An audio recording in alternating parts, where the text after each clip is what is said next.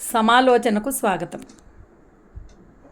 కొందరు వ్యక్తులు ఉంటారండి, ఈ ప్రపంచమంతా వాళ్ళ మీదే నడుస్తున్నట్టు భావిస్తూ ఉంటారు.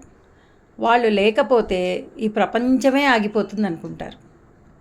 కాబట్టి వాళ్ళు ఆఫీస్కి వెళ్ళి ఆఫీస్ పనులు చేశారా, వాళ్ళు నిజంగా ఎంత పని చేస్తారో దేవుడెరుగు. కానీ అసలు వాళ్ళు లేకపోతే ఆ ఆఫీసే నడవదన్నట్టుగా ఉరుకులు పరుగులతో పొద్దున పెడతారు, సాయంత్రం వస్తారు.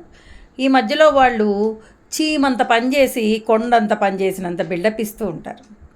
అలాగే ఇళ్లల్లో కొందరు ఆడవాళ్ళు మొత్తం ఇతరులతో చేయిస్తారు, యజమాయిషీ చేస్తూ ఉంటారు. కానీ పని మొత్తం వాళ్ళే చేసినంతగా, వాళ్ళు ఒళ్ళంతా హూనమైపోయినట్టుగా, అసలు ఈ ప్రపంచం కోసం, ఈ కుటుంబం కోసం ఎంత కష్టపడుతున్నామో అన్నట్టు బిల్డప్ ఇస్తారు.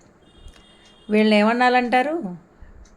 వీళ్ళకి వాళ్ళ మీద వాళ్ళకి గొప్ప నమ్మకం, వాళ్ళు లేకపోతే ఏం జరగదని. కానీ అసలు వాస్తవానికి వాళ్ళే కాదు, ఎవ్వరు లేకపోయినా ఈ ప్రపంచం ఆగదు.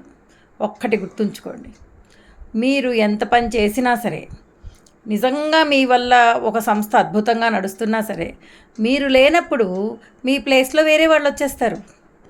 కుటుంబంలో కూడా అంతే. మనం లేకపోతే అసలు ఏమీ జరగదు అనుకుంటారు కొందరు ఆడవాళ్ళు. మగవాళ్ళు కూడా అలాగే అనుకుంటారు కొందరు. అసలు ఆ కుటుంబం కోసం రక్తం దారపోస్తున్నానని డైలాగ్స్ కొడుతూ ఉంటారు కూడా. ఎవరి కోసం రక్తాలు దారపోస్తున్నాం? మన కుటుంబం అని మనం పనిచేస్తున్నాం, మన కుటుంబం అని మనం సంపాదిస్తున్నాం. దానికి ఇతరులు మన మీద జాలెందుకు పడాలి?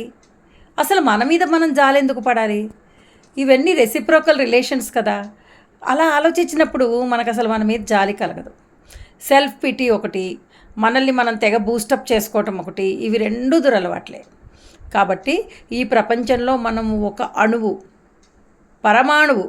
కాబట్టి మనం లేకపోతే ఏది ఆగదు. కాబట్టి ఇతోధికంగా మనం చేతనైంది మనం ఈ ప్రపంచానికి, కుటుంబానికి చెయ్యాలి అని అనుకోవాలి.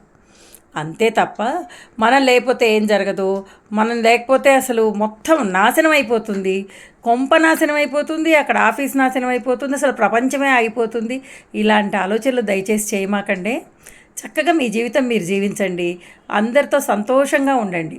మీరేదో చేసేవాళ్ళు, వాళ్ళు ఏదో మిమ్మల్ని ఎక్స్ప్లాయిట్ చేసేవాళ్ళు అన్నట్టు సంస్థను తిట్టుకొని, కుటుంబ సభ్యులను తిట్టుకొని, అసలు ప్రపంచంలో కనపడ్డ వాళ్ళందరినీ తిట్టుకుంటుంటే మనం ఎప్పటికీ పైకి వస్తాం, ఎప్పటికీ మనకు ప్రశాంతత వస్తుంది. ఒకసారి ఆలోచించండి.